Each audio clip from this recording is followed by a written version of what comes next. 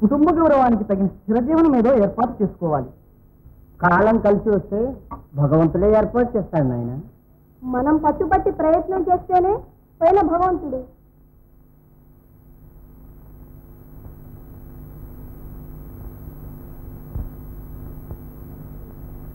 ఇంతకు వెంకన్న,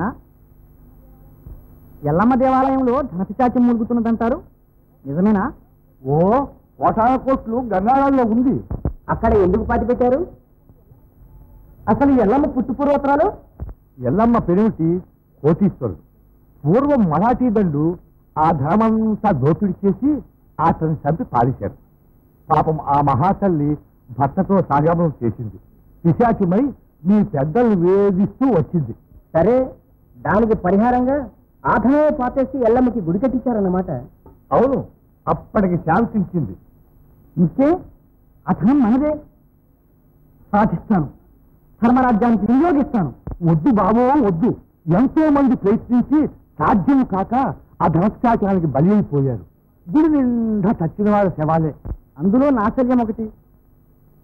ఎవరికి శక్యం కాని కార్యం నిర్వహించినప్పుడే పేరు, ప్రతిష్ట. ఈ దేహం ధర్మానికి బలిదానం కాని. వద్దు గురు, వద్దు. మహాసాహసం. సాహసే లక్ష్మి.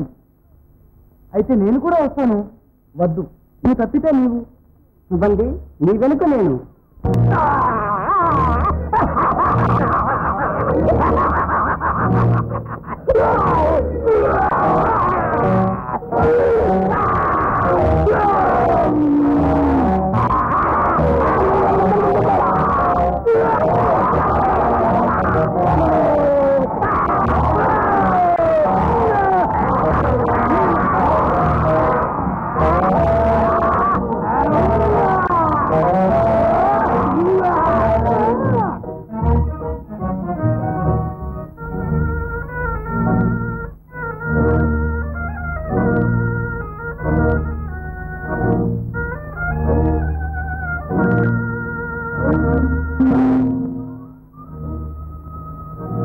తల్లి ఎల్లమ్మదేవి, ఇప్పటికైనా శాంతి. అరే మరాఠీ, ఇంకా నన్ను హింసించవచ్చుగా? హింసించుట కాదు తల్లి ఎల్లమ్మదేవి. మా పెద్దల పాపానికి నా దేహం బలియర్పణ చేయవచ్చాను. ఇదే నా బలిదానం గ్రహించి ఈ ధనుక్షేపం నా అన్నలకు అప్పగించు. జై ఖండేరాయనికి జై.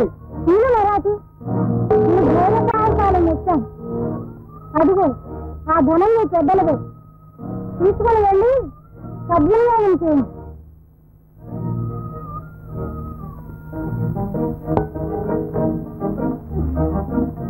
తల్లి ఎల్లమ్మదేవి, ఈ ధనంతో నీకు దేవాలయం కట్టించి బంగారు విగ్రహం ప్రతిష్ఠ చేసి నిన్నే మా ఇలవేపుగా ఆరాధిస్తాం.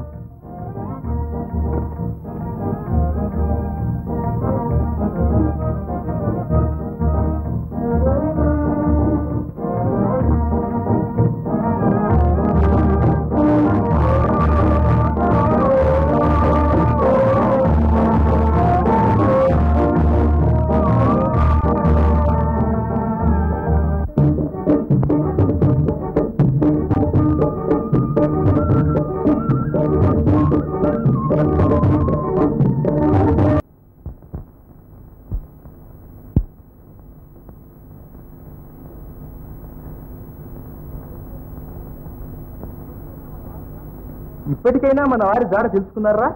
మహాప్రభు, ఎల్లమ్మ ధనంతో బ్రహ్మాండమైన కోట కట్టుకుని ఖండకంటి రాజ్యం పరిపాలిస్తున్నారు.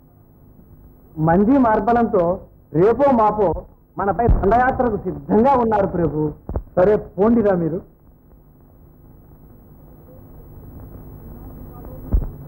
వినాశకాలే విపరీత బుద్ధి. బాగుపడ్డారు కదా, ఇకనైనా చిన్నగా ఉండకూడతా వీళ్ళు. మహారాజా, ఎంత అమాయకులు. శత్రుశేషం రుణశేషం ఉంచకూడదని వాళ్ళకు తెలియదు. రాజుల్లో జ్ఞానవాడి అంకురం ఉంటే చాలు, కొంపకు వేరే కుంపటి అక్కర్లేదు. తక్షణం గిరిమోగిని 50,000 దండుతో కర్ణికల్లు కోట ముట్టడికి తొందరపడకండి. ప్రస్తుతం ఖడ్గవాదం పనికిరాదు, కార్యవాదం కావాలి. 50,000 ఎందుకు? 5 మంది చాలు. మన మంత్రాల మారిగాడిని పంపితే రేపు ఈ పాటికి 3 తలలు కోట గుమ్మంలో కట్టేస్తాడు.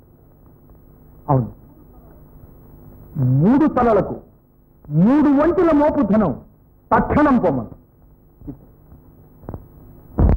అంత నా ద్రోణుడు పుత్రవ్యసన పీడితుడై జీవితాశ విడిచి పాండవులకు తానొక తప్పు చేసిన వానిగా ఋషివచనములచే నిశ్చయించుకుని మనసు చెడి శస్త్రపరిత్యాగమునర్చి ప్రాయోపవేశమునకు ఉద్యుక్తుడయ్యను.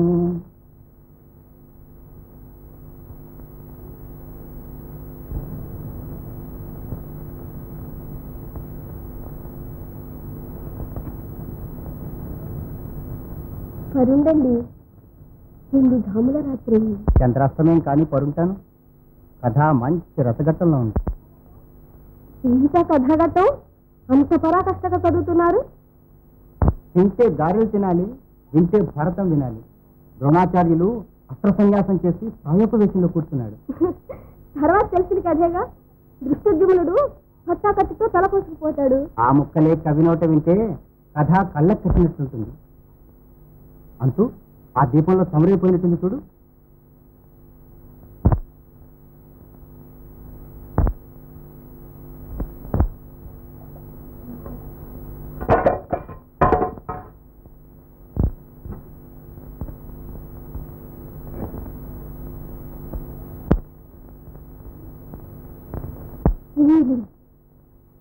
సమరానికి పోయింది, మీరు పడుకోండి.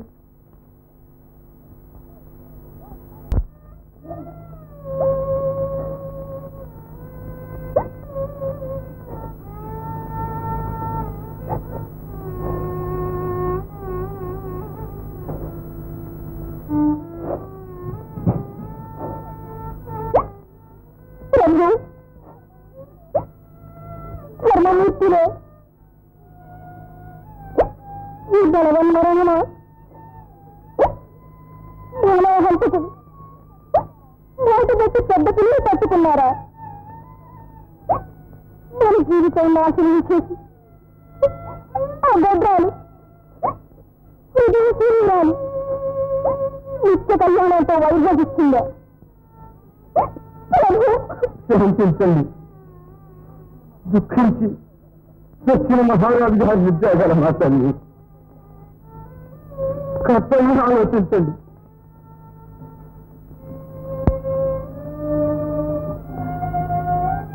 కర్తవ్యం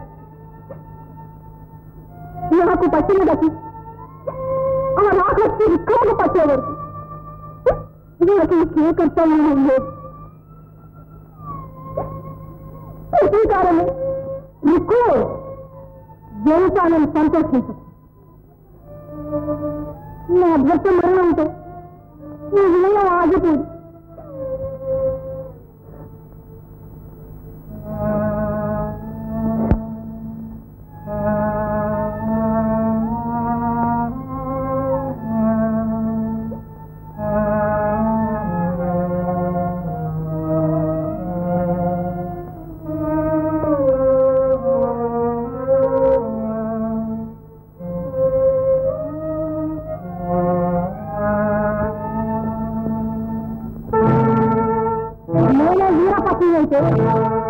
నీ భర్తను బ్రహ్మోత్సవానికి బయటేసి నీ మాంగళ్యం నీలరాజ్య వరకు నా మాంగళ్యం విసర్జించి ఇదే నా చెబులు. ఇది నా కాలభైరవుడే సాక్షి.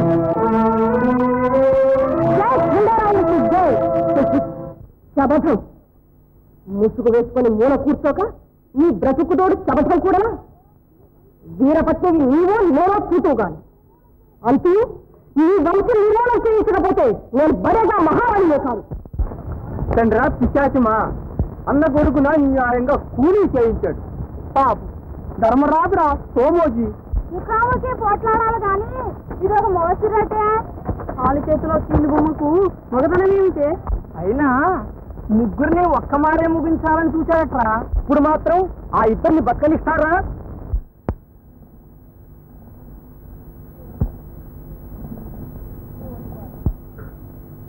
ఓరి మారిగా, ఆ 2 తలలు కూడా తెగినట్టయితే ఈ రోజుతో కథాంతం అయిపోయేది కదరా. మహారాజా, మంత్రాల మారిగాడు బతికుండగా అజంత పని ఎప్పటికైనా చిక్కకపోతారా? ఈ బహుమానం పొందకపోతానా? ఎప్పుడో కాదు, సప్త సముద్రాల మధ్య ఎక్కడ దాగిన సాధించి ఆ 2 తలలు తక్షణం మాకు తెచ్చి అప్పగించు పో. అంతుంబాయికి తగిన శాస్త్రేయి ఎప్పుడో అయిపోయి చేత చిక్కిన ఆడదని కరుణించి వదిలేశాను గాని. ధర్మప్రభువులు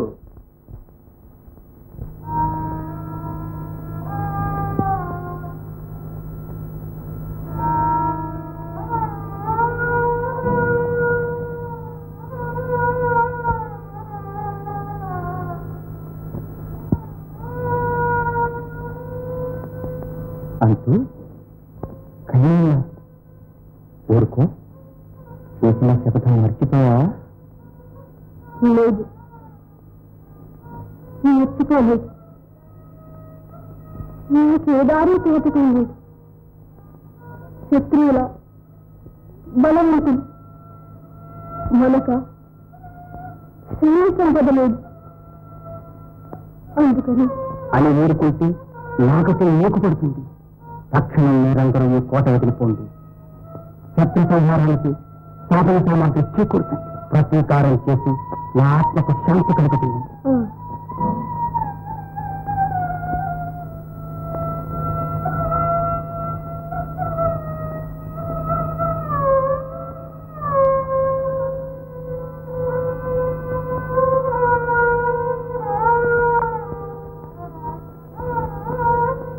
బంధి చిరు, ఇక ప్రయాణమైపోండి. శత్రు సంహారానికి కావలసిన సాధన సామాగ్రి సమకూర్చండి. పొండి. వదిన, ఇక్కడ నీవు ఒంటరిగా ఉండడం క్షేమం కాదు. తులేరావు పసివాడు. భయం లేదు. గొల్ల వెంకన్న ఇంట్లోనే అజ్ఞాతవాసం చేస్తాను. నా సంరక్షణకై కుక్కలను నాతో ఉంచిపోండి. దైవ దుర్యోగం అంతా ఇలా ఉంది. పచ్చని సంసారం తుదకు చెట్టుకొక పచ్చిగా చీలిపోవలసి వచ్చింది. వదిన, మళ్ళీ నేను కలుసుకునే యోగం ఉందో లేదు. బిడ్డ, అధైర్యములకు సమయం కాదు. శాస్త్రవరక్తధారాలతో మీ అన్నగారికి తర్పణ చేసి వారి ఆత్మకు శాంతి కలిగించవలసిన భారం మీ మీద ఉంది.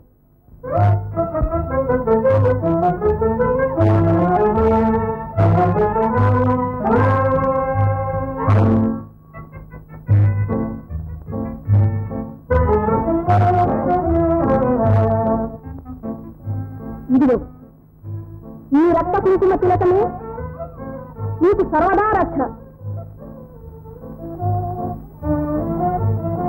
జై ఖండరావుకి జై.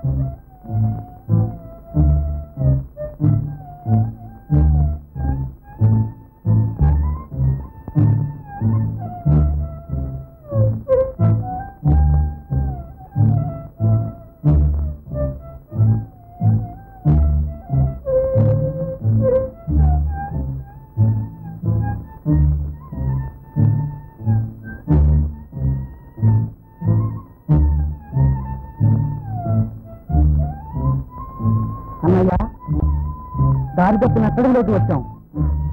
ఏ వంక చూసినా మనిషి దాడా లేదు. కొంచెం విశ్రాంతి తీసుకుపోతాం తమ్ముడు.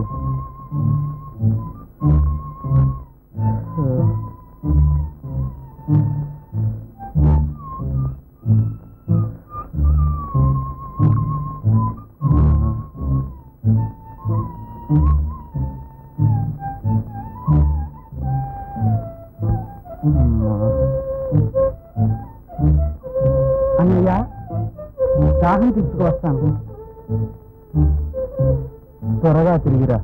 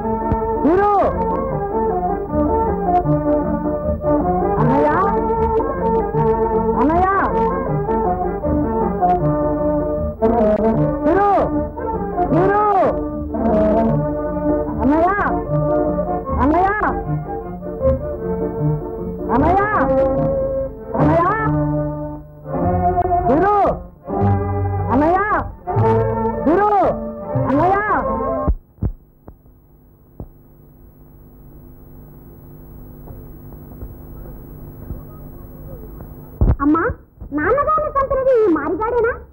ఎవరు చెప్పారు నాయన? ఎంతలా తాత, వీడి మెడ నరికేనా? నీవంత ఆడవైతే నీ వద్దంటే మాత్రం మాంతావా నాయన? కానీ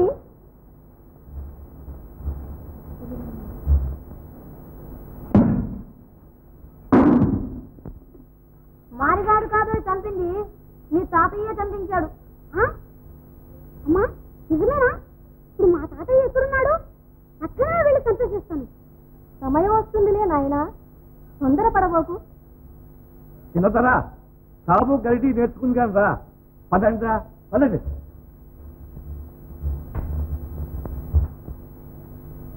ఎంతైనా పులిపిల్ల పులిపిల్లేనమ్మా. సులేది చూశారా ఈ బొమ్మను ఎలా నరికేశాడో? ఆ ఆశతోనే ఇన్నాళ్ళు జీవిస్తున్నా.